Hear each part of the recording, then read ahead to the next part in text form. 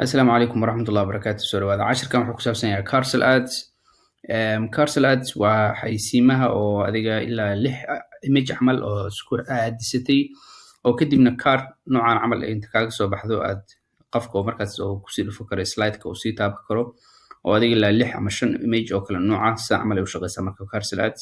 haddii aad rabtid inaad video isticmaashid waa isticmaali kartaa, haddii aad rabtid inaad image bis isticmaashidna waa isticmaali kartaa, haddii aad rabtid inaad image iyo video labadaba isla isticmaashid oo isku dhex dartidna waa isku samayn kartaa. marka waxaan rabnaa hadda inaan sameyno qaabkii loo sameyn lahaa inaan isla fiirino. marka insha allahu tacaala soo dhawaada. waxaan rabaa marka inaan isla bilaawno cashirkaas oo aan cashirkii aan traffiga sameynaynay aan ka dhigno. marka haddii traffiga aan ku dhufto oo kale kadibna aan tago meeshii oo xayeysiinta laga create gari lahay. so marka hadda meeshan aan joogo macnaha waa meeshii oo xayeysiinta aan ka sameyn lahayn. haddii marka adiga aad sameynaysid carousel oo meesha macnaha traffic oo kala soo dalbatay, traffic markaa soo dalbatay WhatsApp ka dhigatay, WhatsApp macnaha ka rabtaa ama waxaa rabtaa inaad macnaha website oo ahaado mar walbaba dhib ma leh.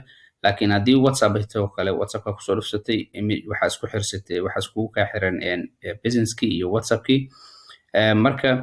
marka meesha imaatid meesha aad single image ugu dhufa leedo kale oo macnaha adset kaaga magac ula baxdid meesha single image aad ku dhufa leedo kale carousel ku dhufatay. so marka carousel ku dhufatid wuxuu ku weydiinaa markaas ina macnaha sida aad u sameyn lahayd. haddii aad rabtid marka 6 image haddii aad rabtid 5 image meeshan macnaha waxa waaye meeshii aad ka create gari lahayd. haddii laakiin aad rabtid inaad image iyo video aad isku isticmaashid waa isku isticmaali kartaa, laakiin waa qasab maadaama media inaa imaatid oo media markaa imaatid kadib aad ka dhigtid video. marka video ka dhigtid kadib aad ku dirtid markaas. so hadda marka waxaan sameynaynaa waa adiga kaararka marka meeshaan noo soo fuulayaan adiga marka waxaan sameynaynaa imagekii koobaad aan kusoo diraynaa.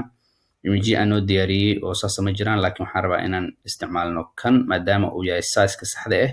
kan ma saxno laakiin kanaa saxan, kan uu saxan yahay oo kan naftigiisana uu saxan yahay. waa inuu ahaado 1080 by 1080 markaad isticmaalaysid. wixii kale oo dhan waxa waaye makuu shaqeynayaan xogoo size-ka qaldan. haddii size-ka qaldan xogoo lacagtiini badata laga haddii xataa la approve gareeyo xogoo Facebook inay xogoo waxay jecel yihiin waxa dhan ay sax aadaan. marka 1080 by 1080 gaasaan isticmaalaynaa. so marka ku dhufatid oo soo gelishitid ayaad waxaad sameynaysaa markaas xaggaas ayaa waxaad ku qoran kartaa headline-ka aad rabtid inaad ku qoratid xayeysiinta qoraalka. waa kasoo hadalnay headline-ka si loo qorto, description si loo qorto, qoraalka oo shaqeynaya si loo qoro. marka hadda waxaan ku qoraa wax adiga iska wax saas aan ku qorayo oo kala nooca, laakiin waxaan iskaga qoraa wax adiga iska example ahaan so marka kan iska koobiyey si wax loo qoro qoraalka soo shaqeeyo waxa dhan baynaa waa taqaanaa maan wax kugu cusub. marka there's no point aan macnaha haddaan cashir aan waqti kaaga lumiyo.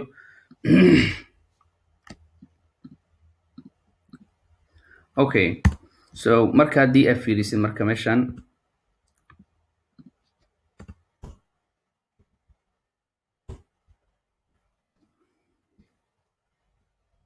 xayeysiintaada sidii kusoo baxayso waa saan, laakiin haddii aad rabtid marka image kale inaad ku dirtid meeshaan kasoo baxaa saas iskula soconaya. marka waxaan rabaa marka haddii inaan ku tuso qaabka u dirlid image kale.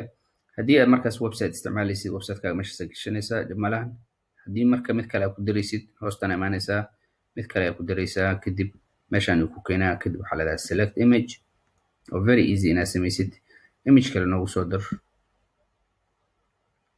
aad bay fududahay. so marka haddii aad rabtid markaas inaad headline-ka qoratid xaggan ku qor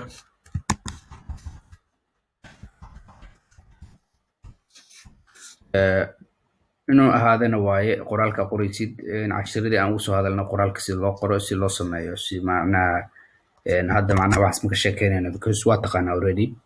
laakiin waxaan rabaa bis hadda inaad fahamto si loo sameeyo carousel ads si lacala marka u baahato oo kale aad u samaysatid. so marka haddii aad fiirisid meeshaan aad ku dhufatid qoraalkan description-ka optional waaye. haddaad rabto ku qori kartaa, haddaad rabtona iska dhaafi kartaa. waxaa ku qorayna marka halkan waa saas website-ka markaas adiga aad isticmaalaysid. haddii WhatsApp isticmaalaysidna WhatsApp ahaan kugu soo baxa oo gudaha meeshii adset-ka aad ka sameynaynin ayaa kasoo dooranaysaa. so marka www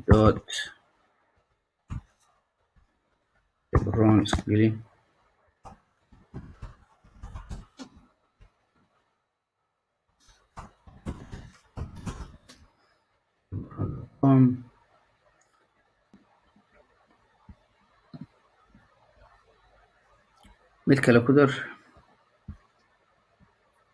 image, use this one.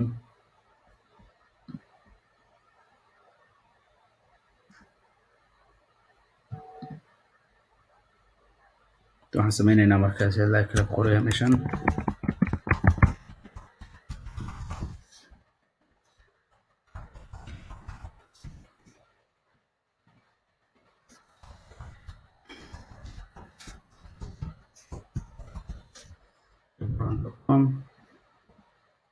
okay, haddii aad fiirisid marka previewga aad tagtid oo review ahaan aad u fiiriso wixii aad samaysay qaabka kusoo baxayso aad fiirisid waa kaa.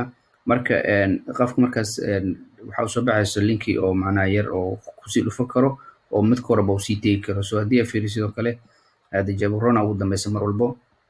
haddii aad rabtid inaad ka bedeshid waa ka bedeli kartaa oo meesha kan ugu dambeeya haddii aad rabtid inaad wax kale ka gelisid oo wax kale aad u isticmaashidna oo isticmaali kartaa. haddii aad rabtid oo kale inaad video ku dartid, so waxaad samayn kartaa videoga waa inaad kasoo tagtaa meeshan oo macnaha image media ay imaato waaye, kadibna aad ka dhigtid video. markaa video ka dhigtid waxaad tegeysaa marka waa ku daraya videoga macnaha sorry select video, videogana haysanaa noogu soo dar, kadib headline geli meeshan.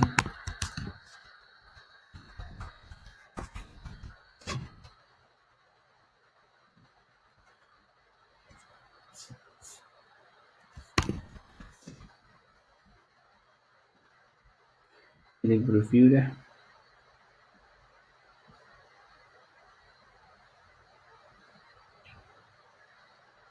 okay, waa aragtaa markaas kugu soo baxayso.